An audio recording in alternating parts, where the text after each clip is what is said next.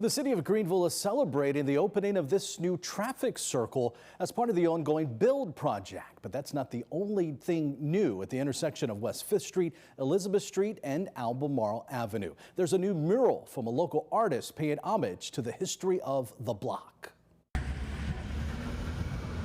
As cars whiz by, there's a splash of color sure to catch your eye. This is the first time I've seen this in person. When I look at it, I get a smile on my face. It's super bright, and that's exactly what I wanted. ECU graduate Sherry White is the artist behind this mural. The former intern at Greenville's Emerge Gallery and Art Center says she's proud to provide the newest addition to the City of Greenville's public art collection.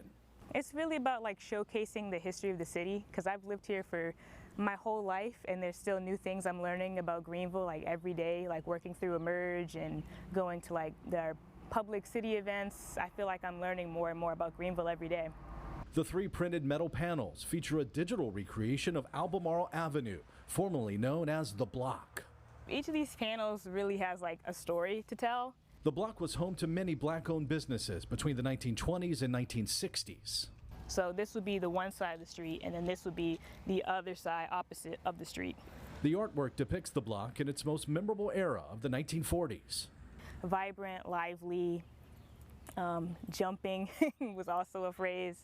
But, the music, it kind of is this lifeline through the block. So that's kind of why I had this kind of going all the way through all the panels, because music was the lifeline of the block. And then the musicians on top are meant to represent the traveling bands, the local Greenville bands and musicians that would come through the block. Jazz is represented in this piece as being the pulse and soundtrack of the block.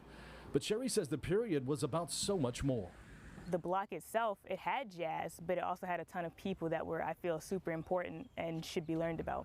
And through this mural, Sherry says she's hopeful it will provide a lasting memory of all the black-owned businesses that have been lost to time along Albemarle Avenue.